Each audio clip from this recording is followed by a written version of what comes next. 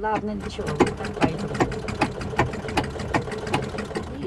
Ցավտկանին։ Очень мне нравится։ Անուշիկը դերձակուհի է, Ախալքալակի կենտրոնական հրապարակի մոտ ունի փոքրիկ արհեստանոց, պատուհանից երևում է ապակեպած շենքը, որտեղ գտնվում է վրացական երազանքի շտաբը։ Անուշիկի խոսքերով հոկտեմբերի 8-ին այստեղ կհավաքվի ամբողջ քաղաքը։ Сельские люди тоже придет сюда.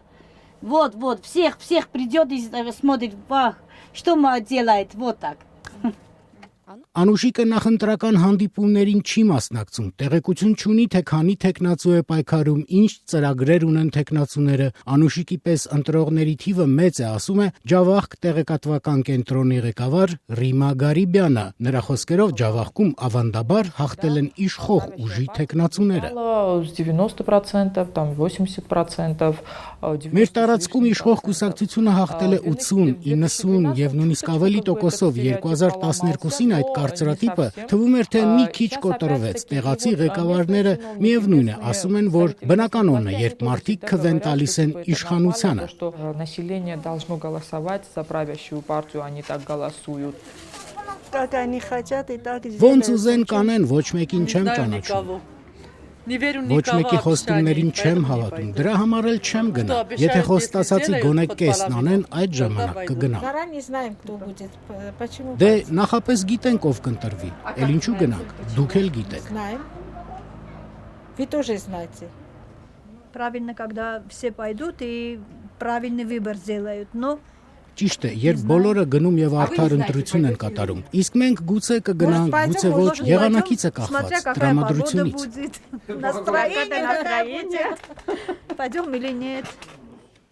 Ըստ Ռիմա Գարիբյանի ժամանակին այստեղ կար 2-3 տեխնացու, սակայն այն բանից հետո, երբ միավորվել են Ախալքալակի եւ Նինոցմինդայի մեծամասնական ընտրատարածքները, տեխնացուների թիվը հասել է 10-ի։ Например, независимый кандидат от нашего округа, он идет в поле прямо и разговаривает там с людьми, там Օրինակ մեր ընտրատարածքից անկախ տեխնացուն գնում է դաշտ եւ զրուցում կարտոֆիլ հավաքող գյուղացիների հետ, դա արդեն մի նոր բան է, երբ տեխնացուն գնում ինձ հետ կարտոֆիլ է հավաքում։ Մարդիկ լսում են, բայց եթե ավելի հրատապ է կարտոֆիլը կգերադասեն իրենց բերքը հավաքել։ Դժբախտաբար դեռ չկա այն գիտակցումը, որ պետք է կողմնորոշվել գնալ ընտրել, կատարել քաղաքացիական պարտ и сделать свой выбор и как-то повлиять на общую ситуацию. Вот этого ощущения у людей пока нет, к сожалению. Знаете, какую программу? Գիտեք ինչ ծրագիր են առաջարկում տեխնացուները։ Не знаю.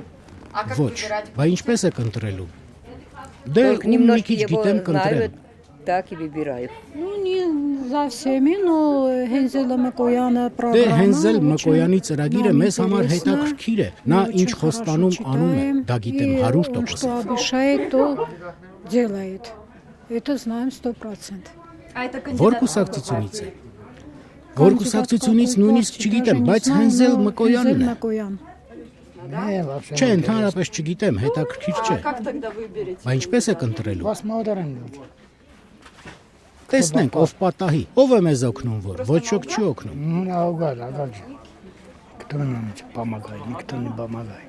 Ռիմա Գարիբյանի խոսքերով մարդիկ հոգնել են խոստումներից։ Вот как этот կանդիդատ, как эта партия собирается. Ինչպես է այս կամ այն կուսակցությունը մտադիր աշխատատեղեր բացել։ Բոլորը գիտեն, որ պետք է աշխատատեղեր բացել, բոլորը գիտեն, որ չկա աշխատանք եւ դրա պատճառով ընտանիքները Ռուսաստան են տեղափոխվում։ Գիտեն, որ եթե աշխատանք լինի այստեղ, ընտանիքները չեն կիսվի եւ տարիներով իրարից անջատ չեն ապրի, բայց ինչպես դրան հասնել։ Բոլորը խոսում են, որ պետք է, սակայն ինչպես անել։ Все говорят, что надо улучшать, надо повышать, надо вообще делать раем, но как это делать, непонятно.